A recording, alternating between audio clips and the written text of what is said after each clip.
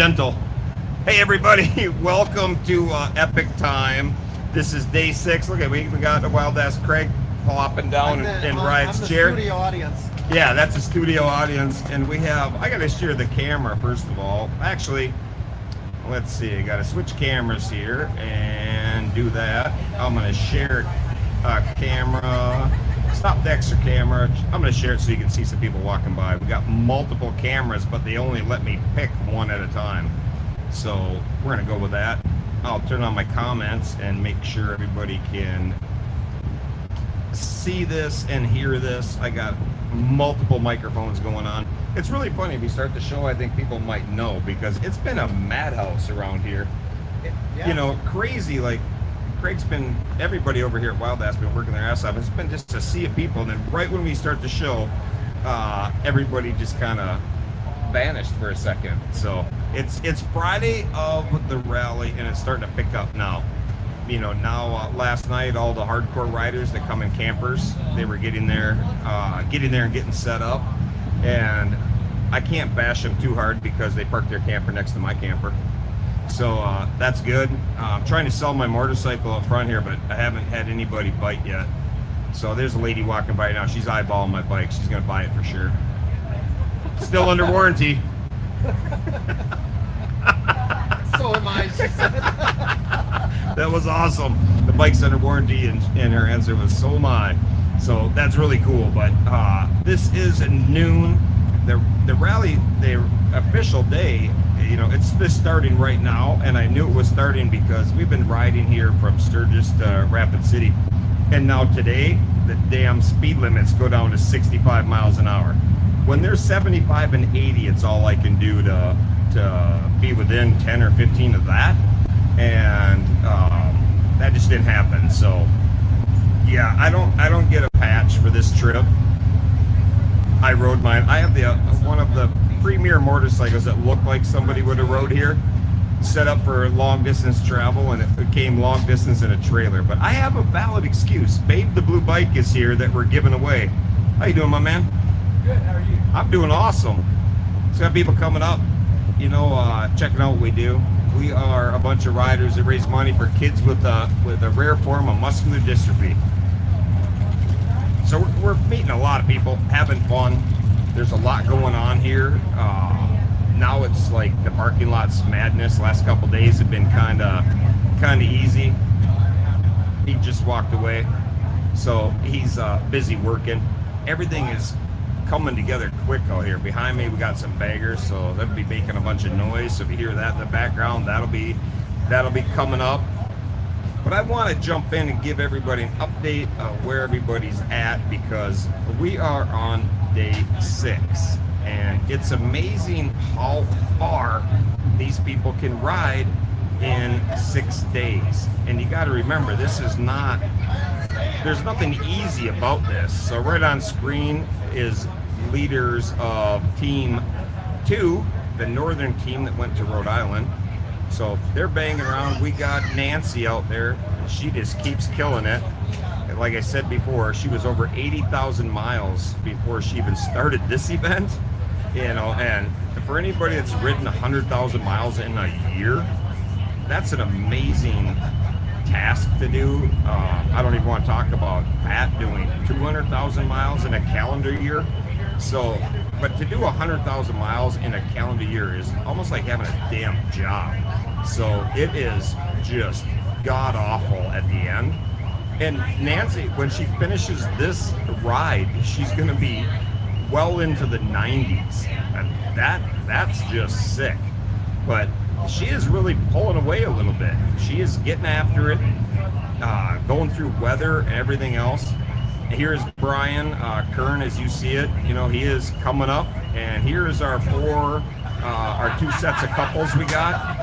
I'm not sure who's with who, but it has been determined that they're a couple. They must have had a little, the trackers. I think that's your couples right there. I think it's Teeter and Ren because they seem to be, maybe had a little, you know, disagreement while they were sleeping or something. I'm not really sure, but they're in the mountains, so trackers kind of bounce all over the place. So don't think that, you know, something is what it is. You know, it's just fun to watch this and really zoom in and see where they're at.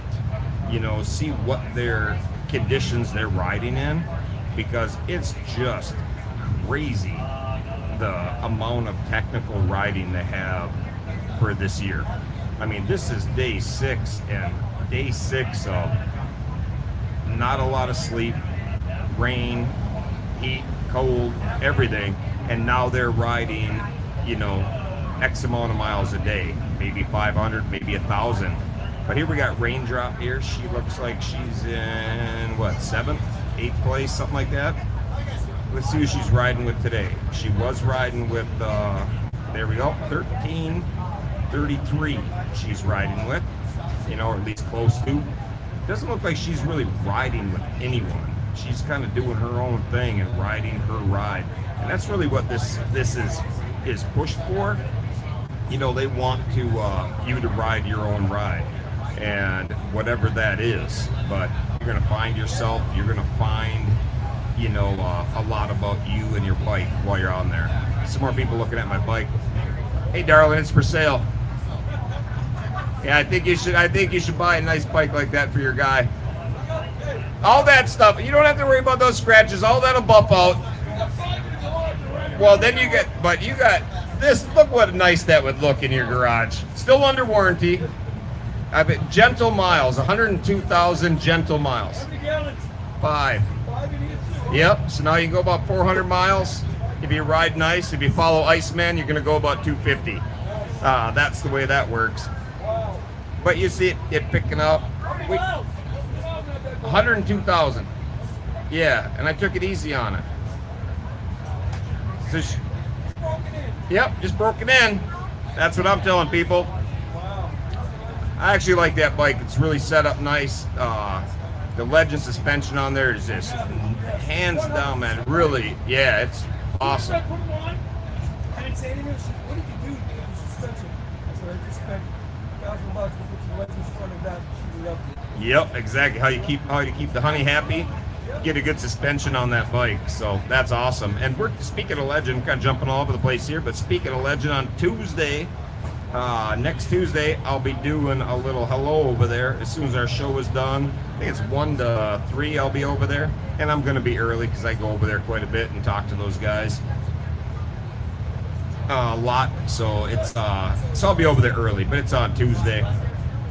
Tuesday we'll be over there hanging out, showing off. I actually brought a suspension that I have with me, sitting behind me, that has 150,000 miles on my front suspension that I replaced before my big ride. I wanted to have all new after having 150,000 miles on it. So I brought it with just to go over and to compare, how it was compared to a new one. And I really didn't know how beat up it was going to be, and I was shocked. I go over there, and you can tell it's got a little softer maybe than a new one, but I was shocked that 150,000 miles it held up like that. And here we got Wayne chiming in, and every time Wayne chimes in, I'm all messed up on the seasons and the time. It's evening in his world over in South Africa, so that's kind of cool. We got the goat, so that's pretty good. Yeah, me selling my bike. I think I'd have a better chance of selling oceanfront property than selling my bike to anybody here, unless I'm going to basically give it away. But I'm not doing that because it actually runs really good and I love that bike. But I think all the cool stuff I have on top of it is probably worth more than the bike is at this point. 100,000 gentle miles, but people aren't buying that. So now back to the tracker. Just got interrupted a little bit there, and that's awesome to do. But there we got Brian again. But this is a cool part, like the two groups are very close to each other. This is Nancy leading the one group, and I would guess she's going to cross paths somewhere. So where they're going to cross paths, and if the leader is crossing paths in here in this opening, that means that when the main group comes up and the main group of number 2 group comes through, there's going to be a lot of just chaos. And as far as a spectator, because this kind of turned into a spectator sport for me. This is Digital Crack watching this Hoka Hey Challenge, roll. And for me, it's something new to be on this side of the computer looking at a tracker. It's pretty awesome to do and to follow it. And it gets rather addicting. Last night I pulled it up and I was watching some friends looking how, I just keep thinking, how long can somebody keep riding at this level of professionalism? Yost just keeps going, and he just keeps going. Right now he's sitting there chilling out and taking a little getting gas or whatever he's doing, but he just keeps going. And I don't know how many miles he's in, but he's getting gas at Casey's, and right about now he's whooping something healthy down, because he's not the kind of rider that's going to go in and get donuts and something like that. He's going to go in and get something healthy, fuel his body and bike properly and keep going. So that red is going to turn green very soon, and he's been in the lead for a hot minute, and he has been going hard for days on end. 5 complete days of riding, pushing 800 to 1,000 miles each day. That is a lot of miles to be doing on technical roads. So, and he just keeps going. So day 6, we got the same group. We got Yost that's up there in the front, and then you got English right behind him, Pee-wee. So they're kind of fighting it out right there. But there's my man Chrisman. He's always, right there. Every year he's cranking through. Hey everybody, good to see you. Where are you folks from? Kansas? Sorry to hear that. If you want to talk to professional riders that are used to riding in the wind, they're right in front of me, because I don't even have to ask, because they're from Kansas. So I know they spend most of their time leaning one way or the other. So they're leaning left on their way out of town. They're leaning right when they come home. So, they definitely know how to ride in high wind. So that's awesome, man. Enjoy the rally. Yeah, thank you. Help yourself. You want any bracelets, stickers? Yeah, there's some good ones. They all say something different on them. The Derby cover? Yeah, Derby cover is actually going on the bike right there. The one that we're giving away in October.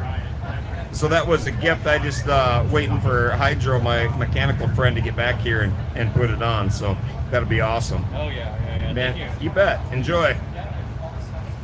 So kind of fun. Get to see everybody. I'll show everybody who I'm talking to here. I don't think you can even hear him, but it's really good. Kind of fun. Yeah, and it is confusing to watch as they pass opposite groups. It's confusing if this is your first day, and what'll really happen is tomorrow people will get confused because it'll be Saturday and now they got some free time, whatever they do for a living, they can't follow this from start to finish. So we'll kind of help them with that. And this is leader of group 2. And, the next place they're going is back up to Illinois. So it's so funny because you look at this and you think, okay, he's here, and this is about, I'm kind of just guessing here, but you're about right here, is where the checkpoint is. But that doesn't mean anything. Like, oh, he'll be there in 3 hours. Yeah, well, if he jumped on 39, he'd be there in a couple of hours, no problem, especially how skilled at riding these people are. But I have no idea what the directions are. He could literally go to Nebraska before he goes to that checkpoint, and the checkpoint's right there. And the way this year's challenge is going down, nothing would surprise me. It seems like a very, very technical ride, a lot of twisties.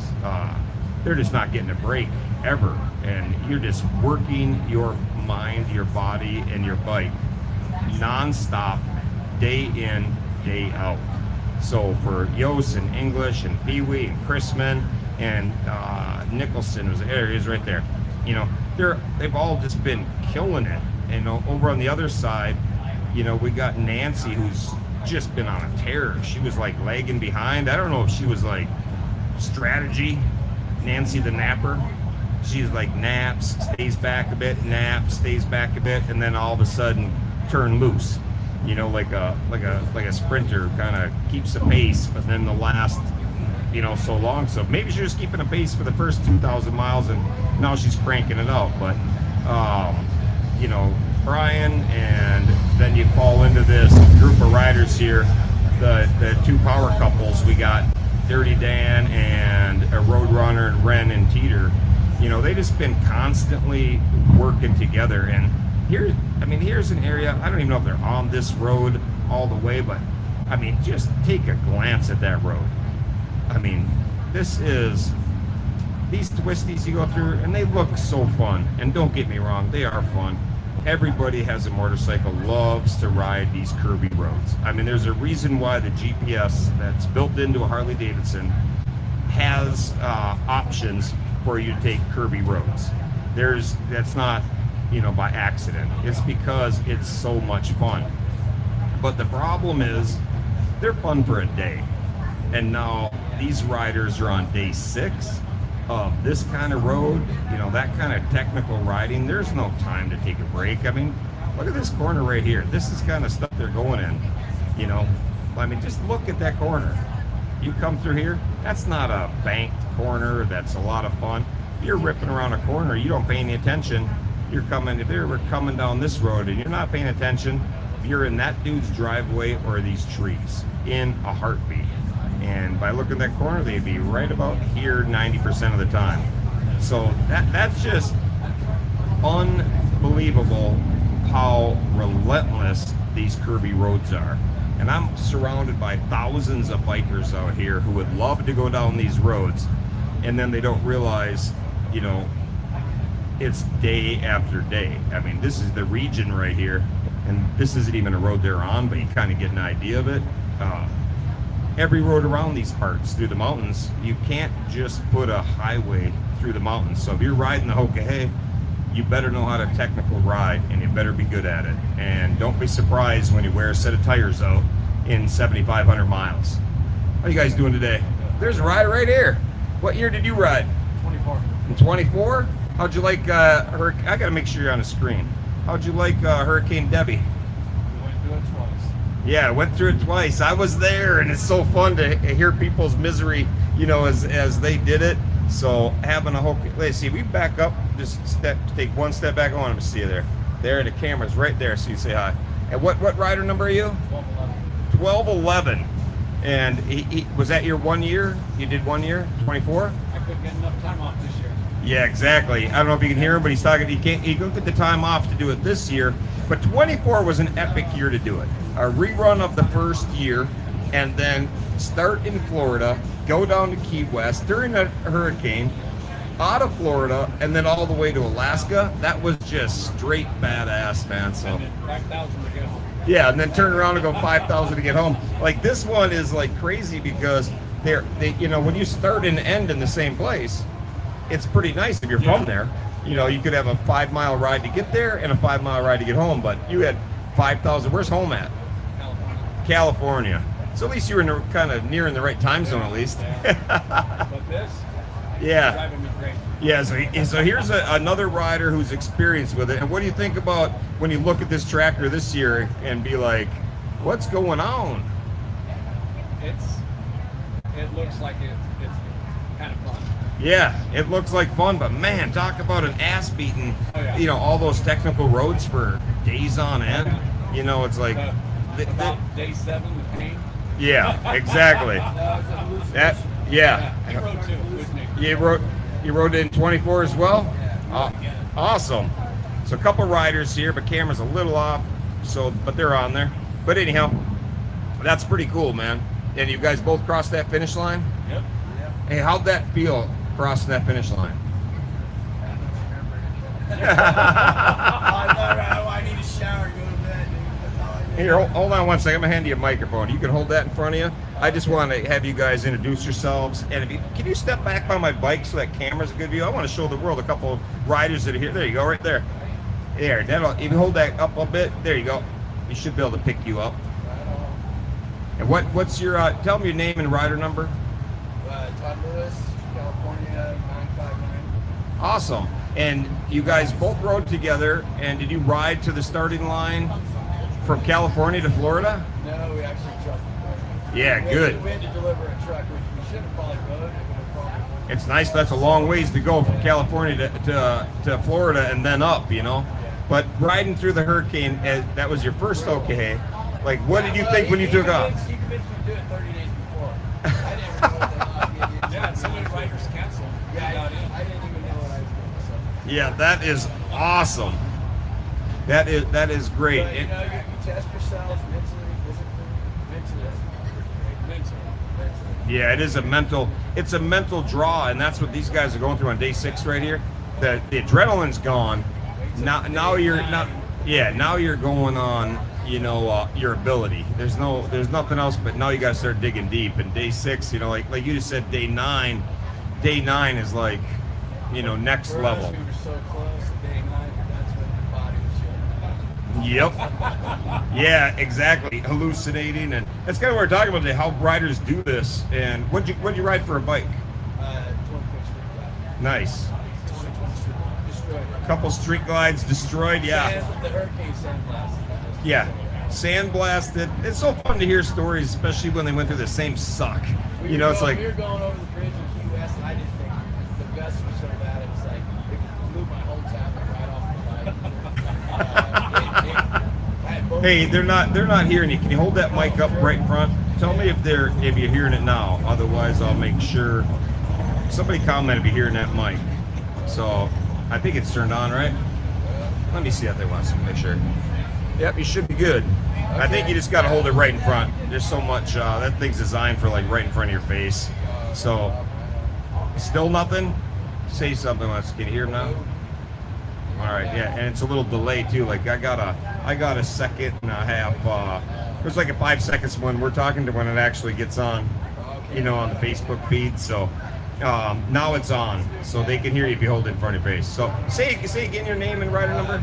Todd Lewis from California, rider number 959. That's awesome. They were just saying that they rode from they're from California and they trailered them, trucked them up to Florida to start, and then they went across. So that's crazy. Delivered a truck to Tennessee. Yeah, Everybody in Tennessee. it was a great ride, man. I'm glad you guys stopped by, man. Thank you. Make sure you take a bracelet. Right on, man.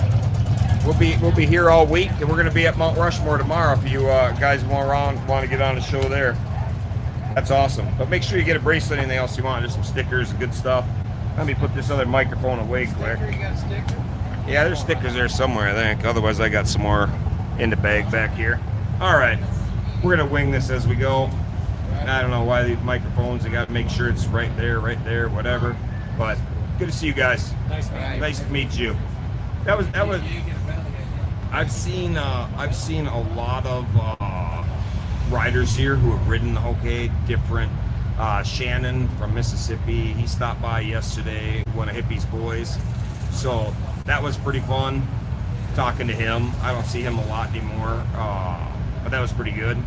And let's see, 22. Yeah, it was 22. I had to stop riding the Twister. Yeah, I get vertigo pretty bad, and I have some issues with that. It starts with motion sickness and then goes to vertigo if I don't get my shit dialed in, and I have a few suck moments. So I don't think there's been a major ride I've ever done that I haven't lost, half a day or something due to that.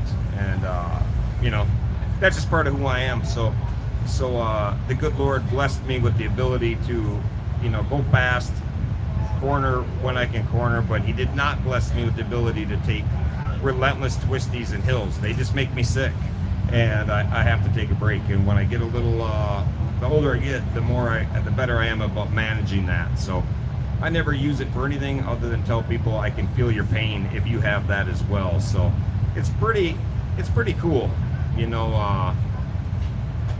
how to do it, and when that happens, you just gotta adapt. So I don't know. I heard that there's some banging in the engine, in Bandit's engine, and whatever that was, they had to get it fixed. And that's all part of this ride.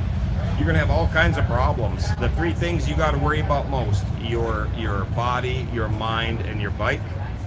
Those 3 things are very hard to keep in order all the time.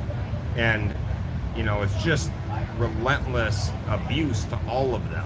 So these riders that have been doing it for 5 days now, on to day 6, they've been working hard to get it dialed in, and it shows now because they've conditioned their mind, their body, worked on their bike. Some of the bikes didn't last very long. We were in Minnesota, and there's bikes. there was bikes in Michigan. I mean, Iceman's still in Michigan. So the bikes, you just never know what day, but this puts a lot of strain on a bike. When you're riding it that many hours a day, you know, some of these riders are going to ride 20 hours a day, 18 hours a day of hard riding. That's no joke on a bike. Like, you're pushing your mechanical limits to its limit. So, you know, you don't get to this level. Any of these riders right here, Crispin, Nicholson, Pee-wee, English, Yost, like there's nothing other than, you know, making sure you're 100% prepared. And a lot of that comes down to the body. You know, a lot of riders don't prepare what you need to eat and how much you need to eat, and getting your proteins and getting your energy from protein instead of sugar. If you're somebody who likes donuts in the morning and that's how you get your boost to energy, it just doesn't last very well, and you'll fade away with that. You have to have a protein. As somebody walks by the Rice Krispie bar, and it happened to be my favorite, so I know what I'll be stealing later. What? The Rice Krispie bar. I was like, they happen to be my favorite. He comes walking by the Rice Krispie bar just to rub it in. So I tell you what, it's a lot of fun here. And, you know, like 2 seconds ago, I was going to switch my camera to the Wild Ass booth to show you how hard they're working. And then they come walk Rice Krispie and sitting down. So it's in waves. It's in waves. Yeah, there's people, and that's fun when they go through your hometown, go through places you know, because as they go through these places you know, you can understand, you know, and appreciate how fast they're getting through it and how hard some of those roads are. You know, I wasn't that tuned into the country before. Wasn't that tuned into the country riding before I started my first OKA. So I really didn't know the country like I know it now. And I was just like in awe of how many cool roads they could get you on. Mandy is eating lunch by a hospital, so that's kind of funny. I think we'll check on Frosty right now, see how she's doing. If anybody wants me to pull a friend or family up, put it in the comments. If they're riding for a purpose, that's awesome too. I'd like to know. So there's a nice spot here, and these are telltale signs. If you're checking on family and you want to know how your relatives are, say you're Chad and you're checking on Frosty, this is a telltale sign that they're taking a break, they're eating, they're doing whatever, is because they're in a parking lot minding their own business. They might be taking a nap, doing whatever, but it's clearly not a place you'd have a problem at. There's no crazy corner, they went to this spot to get in the shade. I'll guarantee you that there's trees right there, and Frosty's is sitting in the shade enjoying lunch, taking the time to fuel the body up before she takes back off. She's right in line. I mean, here's a bunch of riders right here. Big Mike. Let's see, who's Big Mike riding with? Man, they're riding so tight, you really got to zoom in to get everybody on it. Marky Mark, Big Mike, and Bullwinkle, they look like they're getting gas or they're getting lunch too. What time is it out east? Yeah, it's lunchtime. By far lunchtime. So that's pretty cool. I'm gonna check this comments here quick. Yeah, Nancy is really slaying it. I mean, I tell you, she's a great rider, so there's not a doubt. But how she came from back to catching up and killing it like that really says something about her commitment to the preparation and getting things dialed in and doing it, because she was just with these riders right here, a day ago, and I don't know how many hours ahead that is. I don't know the route, but it's quite a few hours ahead. And now they look like they might cross. I can't wait to watch Nancy go across, you know. And this is fun, you know, to watch, to see the leaders. And how can you tell who the leaders are? I've been watching it nonstop since they left, so I know the group of leaders, and then you can kind of just look and I can figure out who's actually leading. But if you weren't watching this from the beginning, you're going to be a little bit lost, because there was two groups, and now the two groups are coming together in one area. And these are the leaders that are kind of crossing in the same group. But once they get the main body of the groups coming together at the same place at the same time, you are not going to be able to figure that out at all. I mean, there's going to be 200 riders coming through this area right here at the same time. That's going to be just mad chaos as far as the spectating goes. So, you know, you gotta, like, I know Yost is in front, English is in two, Pee-wee is there. So that's their route they're running. Even from a distance, you can kind of see where they're going from there. And you can see that they're okay. You know, English is stopped right now. You zoom in, he's going to be at a gas station, he's going to be at something. This time of the day is typically a safe time of day. I know he's not eating pizza. Oh, is he eating McDonald's? If he's eating McDonald's, I'm going to stop this show just to give him a hard time. No, he's getting gas. So he's not eating McDonald's. I didn't think that English would be eating McDonald's. He is a beast of a rider, and riding 1,000 miles a day for multiple days. Look what we got here. Look who walked in. He might have been in front of the screen. Oh, I didn't even have the screen up. Here, hold on 1 second. There you go. I'm gonna hide this. Look what we got. Look what we got showing up. I don't know if this microphone works, Frankie, but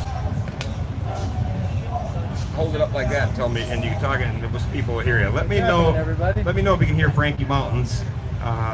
Frankie, why don't you tell somebody your name, your rider number, and how many Hope Hays you've done? Frankie Mountains, Frank Orlando, number 1139, and I did 24, Year of the Hurricane.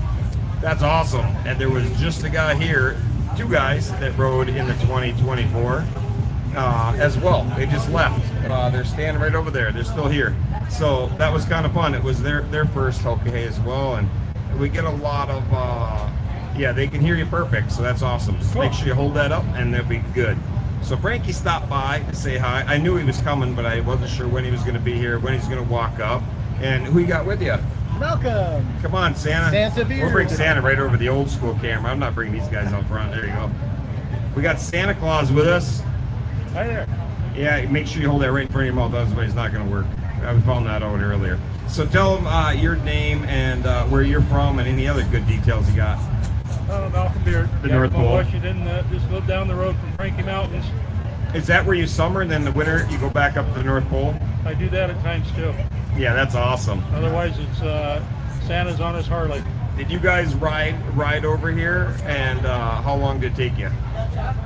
Well, we rode, but it was on four wheels. That's awesome. I was just talking to some people about that. Like, I used to bang on everybody for riding, you know, for taking a truck over here. But then, you know, as I got a little older, I thought it's actually, you get way more riding here if you hustle your ass in a truck. Well, it's way faster in a truck. See, this is friendship at its best. Malcolm had carpal tunnel surgery a couple of weeks ago, so couldn't ride. So me and my wife decided, what the hell, we're just driving here. So my wife and youngest son Jacob, who was at Brainerd last year, are 100 and some odd miles that way in Gillette at our hotel. And Malcolm and I decided to hang out with Ryan today for a few hours. So. That's awesome. I'm glad he stopped. They lost you, so make sure you hold that in front of your face or it won't work. Okay, sorry. But they're all good. But I'm glad you stopped. It's super cool to see you guys. And what, are you going to hang around here at the rally for a while? I'm going to hang out with you. Decided to volunteer if you want some help here. Oh, that'll be awesome. All right, we got a couple volunteers in the booth. That'd be perfect. If people walk up front, you can just shake them down. There's some extra bracelets in that bin right there. All right. But I have a think little we're in experience at this. Yeah, exactly. Frankie runs all this stuff. Over on the West Coast, so it's going to be awesome. This 10th we're under, we're going to get him one there. That's how many things he does. So he knows how to talk to people perfect. Right. I hope we were together at Spokane. Yeah, and I wish he could stay for the whole week. So Yeah, we're back tomorrow. We're leaving tomorrow. We got here today and we're leaving tomorrow. So we're gonna iron butt it home in the car with my wife. that's crazy. Come all the way out here for the one day. Well, that's awesome, my man. All right. Good to see you guys. Good to see you. Thank you for coming. It's always good to see you. So that's pretty awesome. See you later. Yeah, I don't know. I think that mic, you got to have it right in front of your face or it's not working. You know, if you hold that mic like this, it's nothing. So we'll play with that and make sure it works for the next guy. I'm going to hand it off, tell him, you know, it's got to, I'll just tell him to put the damn thing in your mouth. So that'll work. But anyhow, back to it. You can tell it's lunchtime. Everybody's hungry. Yost, English, and Pee-wee all have their bikes off. Nobody's moving. This is why they aren't gaining or losing ground, because they all get hungry at the same time. Oh, there goes Yost. He's back at it. So he is done with his gas and food. But you have to fuel up. You have to fuel the body. You have to fuel the bike, no matter what. So you got to stay after it, and if you skip, just like the bike, if you skip putting food in the body, you run out of gas, and you're going to run out of energy, and that will translate to horrible decisions and send you to the suck zone so fast it's not even funny. So make sure, these riders, you're talking to your husband, your wife, whatever, make sure they understand to stay hydrated and to stay fueled for the body. And that's really, the key to it is that, and it sounds so simple. It's just that simple though. We're gonna check in with Wild Ass here right now. I'm gonna pull up. They are right next to me. That is what you're looking at right now. You see Malcolm and Frankie there. There's Greg. So they're all over there, and that's been a happening place. Yeah. I'm standing here visiting. Renee's setting one up for a customer, and Dave just walked over to the kill. I need to know. Yeah, that's a true sign of a boss. He's just talking about how his crew is banging away, and I don't know how everybody here at the rally's doing, but being next to Wild Ass, they're doing very well here at the rally, because there's constantly people there, constantly people getting their cushions, and they're taking them right out of the box and bringing them right out to the bike. So if you're out at the rally and you've spent more than 5 minutes with your ass hurting, get a Wild Ass and put it underneath you. I happen to be sitting on one right now on my Milwaukee Pack-Out. So, that was a selling point for somebody yesterday. They said, that dude's sitting on a Pack-Out. So that was kind of funny. And I'm literally spent half the day on this Pack-Out. So it was pretty cool. All right, let's see. Yeah, I wish they could do that, but it's so, like, somebody has to have a job all the time, because of the lead change could be a lot. Like, Yost is such a savage. He's just out there, doing it, and, he's easy to follow, and English is right behind him. And the other group has changed, though. So if you tried to have that, you would have Iceman was out in front, and Teeter was out in front, and then both those guys went back, and Big Balls Matt was just out front. And then Big Balls Matt decided to take a tour of Lake Michigan and did an extra lap around it. So, that is really the hard part about it. If there was some way to magically do it, where somebody just click it, okay, they're in front, and watch it change, it'd be really cool. But nobody knows. We know they're in first place, but, I know that Brian's in second place. But somebody else might not know that he's in second place, and he might not know he's in second place. He's just riding. He might think he's in fifth place right now. He might think he's leading. I have no idea. Sometimes you pass people, and when you pass them, you don't even know you passed them. They could be getting gas. They could be sleeping in a town somewhere hiding. You have no idea. And all of a sudden, you're just past them, and you think, oh, man, I was in 7th place, and all of a sudden you're in 4th, or you were in 30th, and now you're in 15th, whatever that is. So, here's a question we got. Can you explain the differences between the Iron Butt, the Iron Butts Rally, the 11K, and the Hoka Hey as far as difficulty?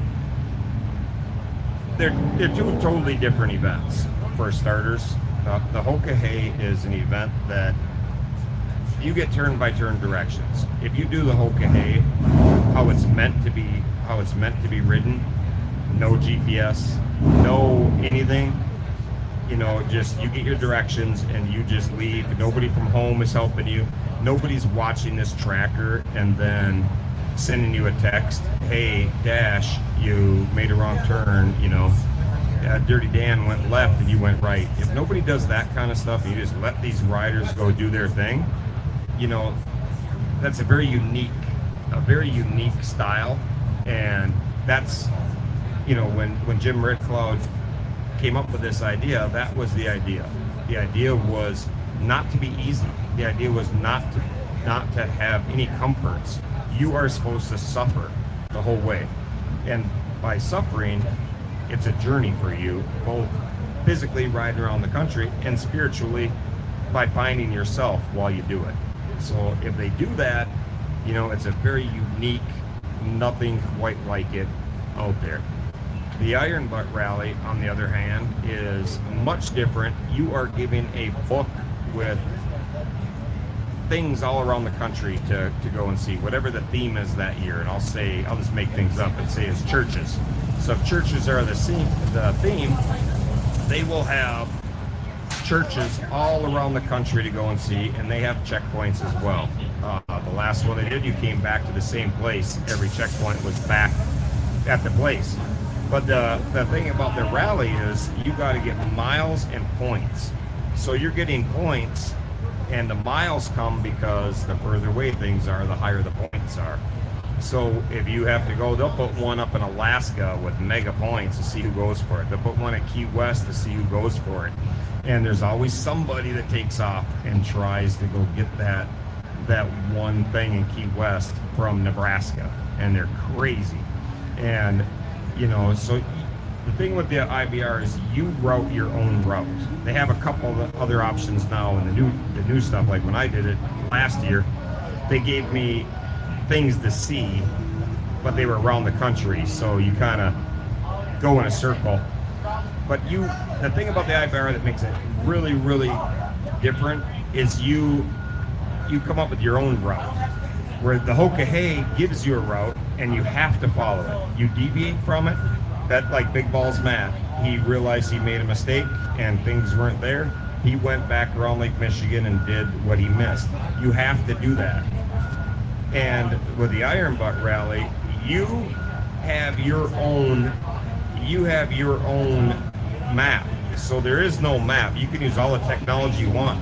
The people who really do well are really skilled at the technology. I mean, you look at Dell, who is a Hoka Hey rider, and her husband John, who also is in the Hoka Hey this year.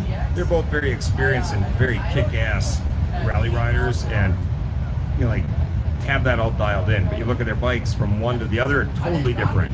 You know, their bikes be set up and they have laptops in them, so you're mapping out your own route, and it's up to you to pick your route and get there, get your points, and get back to the checkpoint in time. Otherwise you will lose points and then eventually get disqualified. So the thing that's kind of funny about that is the amount of Iron Butt riders that doing the Iron Butt Rally and put themselves in horrible weather. You know, rookies and, you know, people who aren't as good as other people, they don't have the weather overlaid with what they're doing, and it's really, really hard, because if you're in thunderstorm, tornado, any of that awful weather, there is nobody to blame. You mapped it all out yourself. And the Hoka Hey, there is no difference here, and some of it is just straight up luck. You know, they're spread apart. All right, here's Nancy over here on the left, and here's Wetzel over here on the right. Well, there could be a thunderstorm coming down from here. There could be a thunderstorm coming up from here. Somebody gets through it, and somebody doesn't. And that's just a fact, and that's part of the rally, or part of the Hoka Hey. So there's no rhyme or reason. There's been times where I've seen riders be dry and other riders be soaked for the vast majority of the ride. It's just bad luck, and you know how much Mother Nature likes you or has an issue with you. So it's you know, pretty crazy to do. And I just realized I forgot one thing again on a Friday to share this, so I'm gonna do that real quick. Get sidetracked like a little kid. The problem is I'm like a little kid and need better supervision, I think. Keep me on track. And there's a note on the bottom of my computer screen that says share show. But the problem is I don't think I put that up high enough. I need it in front of my eyes. I think I'm gonna pin that to the top of the screen as well, because it literally takes me a minute to share this. And then there's a bunch of people going, man, why isn't that not on? What happened? And I just gotta hit these groups and share it. And it's actually pretty fast to do. I just didn't do it. But I want to let the Harley riders of Minnesota know. And I got to get the the Hoka riders to know, and I want to get our own monsters to know. So, day 6. Sorry about that. So if you're sitting there waiting like, is there no show today, 40 minutes into it, you're going to catch the end of it live, and then the rest of it you'll have to come back for. So that was my bad. I'll try to do better next time. All right, and I see my buddy's at the camper. I'm over here, and he's at my campground. So that's kind of funny. And I really was really proud of my friend Daryl. He's right here. He's a Harley rider that has a really nice Road Glide that he's about to have an insurance claim on as a stolen bike because he's staying at my campground, and I love his bike, and it's all set up kind of nice. So I'm not sure. Daryl should really be happy that I'm not drinking anymore, because I would really take his bike and leave him my beautiful black one sitting out in front of us that, you know, has just a shade more miles on it.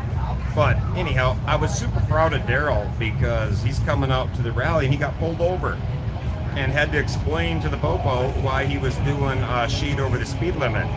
And I was super proud of him because he's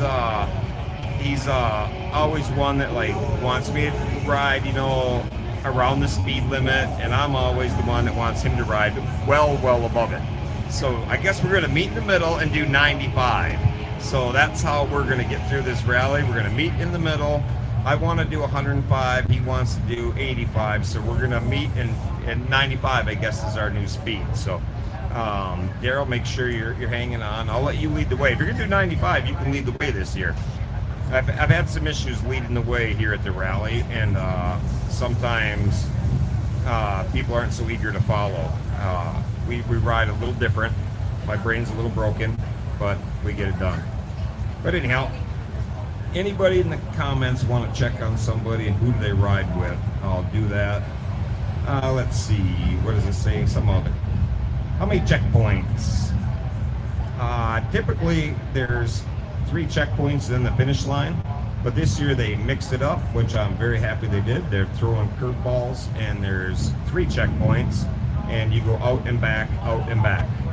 So that's kind of fun. Yes, it's different, and you know, nobody ever likes change, so people will, you know, there'll be a bunch of people who don't like that, but it's awesome. You know, you see these riders, they're the ones riding 11,000 miles. They're riding 11,000 miles in 14 days through technical, twisty roads. Like, they'll be the ones to let us know what they thought of the format. Anybody who didn't sign up, your opinion is just that, opinion. And you can give an opinion as a spectator. Like, as a spectator, you know, I'm not a huge fan as a spectator, but as a rider I might be. I don't know. I didn't do it. But these riders will be able to tell you, there's 276 riders. You're gonna know when they start coming in if they thought this was super cool or if it was super hard to follow, or they didn't know. I don't know. I like it that it's different because, you know, it changes it. If everything's the same all the time, it gets boring.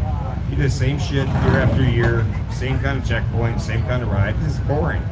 You know, we're now riders like, you know what, maybe I got to sign up again. And, you know, I did it in 24. We've had 3 riders here in the last hour that rode in 2024 and are not riding the Hoka this year.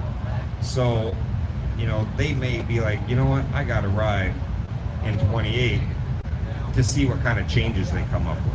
What's different, you know. So one never knows. Time will tell exactly what is going to be the best. You will know then, you know, at the end of this, what the riders say, because that's really all it's about. What did the riders get out of this ride? Did it work? Did the organizers be able to keep track of everybody and, you know, going both ways? It's complete chaos. I think for the organizers of the Hoka Challenge, I think this is a hard one for them because they have 2 routes to watch. Meaning if there's, you know, danger, storms, whatever that is, now they're letting 2 groups of riders know we have a problem. And that problem could be amplified a lot when there's 2 of them, especially now they're crossing paths. A storm could go and hit them, you know, one hit one day and one hit the other day. and so just a lot to watch. So I'm not sure what they're doing, you know, and how they're going to like it, but I think it's going to be pretty cool. I like the idea of it, you know, and I like the idea that we got so many people watching and cheering on, getting updates, following these riders, cheering on these riders. There's been a lot of discussion about Facebook and, you know, social media in general. And a lot of people are like, oh, I don't like the social media. It's too many riders are on it. I don't think your riders should be on it. And, you know, riders doing Facebook Lives while they're riding, man, I'm not a fan of that at all. I'm a fan of this is the world's toughest challenge and you should treat it as such. If you're giving it 100%, you can't be doing a video. You can't be doing anything other than riding your ride. You know, so I don't really think that, you know, but if they're going to use social media, you know, do it in the morning, do it at night, do it while you're in your lunch break, promote your charity, promote yourselves. That's awesome, man. Social media is not going anywhere. So anybody that wants to think that it's the devil, well, generally you're old, you don't know anything. The younger generation thinks, you know, Facebook is obsolete. You know, they're on Instagram. So, you know, but it's not going anywhere. All you gotta do is walk around this world and look around and somebody's on their phone all the time. So when people complain about riders knowing too much, that has nothing to do with social media. That has everything to do with the integrity of how these riders are getting information. So if somebody's sending them information, hey man, your route is here, and oh, don't miss this turn, don't do that. That has nothing to do with social media. That has everything to do with the integrity of how they have it set up. You don't have to get information from people, man. You can turn your phones off while you're riding. You can tell everybody, don't send me anything because I don't want to know. Make it clear before you start. Don't send me clues, hints, you know, anything. Let that be, you know, part of the game, so to speak.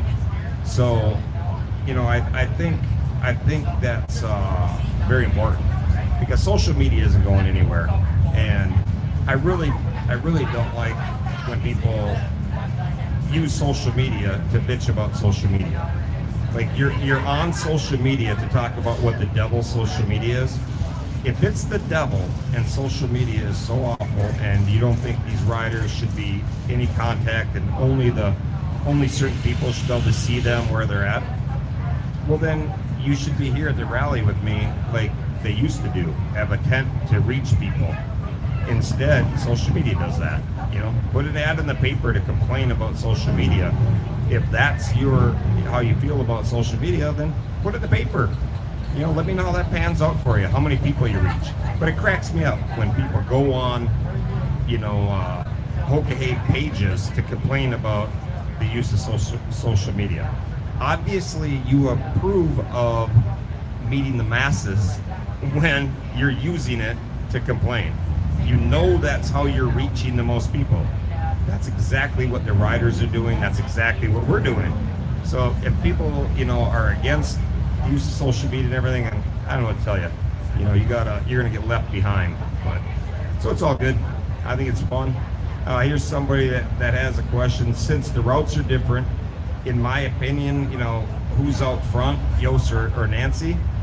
I tell you what, that's really hard, really hard to determine because of, you know, whether the routes. This route that Nancy was on, you know, has a lot of technical riding, crazy technical riding. I live on the East Coast, and really anything east of Chicago, you know, if you draw a line straight south of Chicago, everything to its right, looking at a map, is much slower than everything to its left until you get out to the communist state of California. But everything is very hard out east because it's very populated. And what's not populated has, you know, mountains. And we don't have mountains that are, you know, 15,000 feet, but we have mountains and the roads are the same. So you might not have the elevation climb, but the roads are the same. The Appalachian Mountains run down, you know, the Appalachian Trail is mountainous, and they walk that from Georgia all the way up. So there's a lot of that. So I would think they're both going to be very equal of the strains on the body, but I think that the technical riding that would lean towards the group one, but we're going to find out very, very soon because it seems like a lot of technical riding, but you know, Yost ate up the technical riding when they came through Missouri and down, you know, into towards Texas, down through Oklahoma. Those roads are no joke.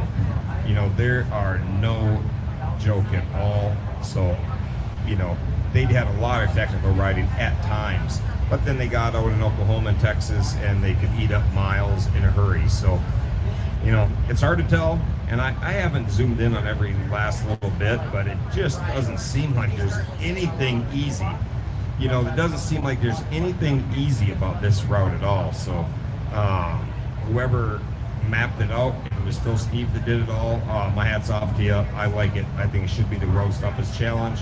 I think riders should, you know, be wore out. I think there should be a big chunk of people that don't finish. They tap out.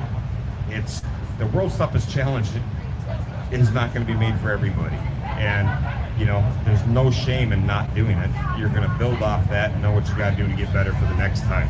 And there's nothing wrong with that. Too many people think that if you don't do something, then it's just a failure. It's only a failure if you quit on yourself and never work to get any little better than that. So, you know, that's where I'm at with it. But I think, you know, I think they're pretty close. I would guess that. I would say that. You know, if I had to pick a leader right now, I would say probably Yost by a hair. You know, there'd be a photo finish at the end. But I would say he's ahead a little bit. If I was picking a leader, my money would be on Yost to be in the lead right now. I'm not saying to win this thing because they have a long ways to go. I mean, I look what Yost is coming into the checkpoint and what he has left in front of him, and to think he has to do that after 6-7 days of riding where he's going to be wore out, tired, and, you know, then have to go do what Group 1 just did, and to think that Group 1 is going to be wore out and tired, and now they got to go to the heat of Texas and find the roads through there. Like, that's no joke. And I think it's going to be a joy to watch. I think it's going to be super cool to cheer them on, both sides, especially when they get split up and you got guys heading to the UP and guys and gals heading down towards Oklahoma. It's going to be fun to cheer them on. It's going to be great, you know, and everybody will be here doing it. So here's some social media stuff. Let's see. Yeah, fundraising.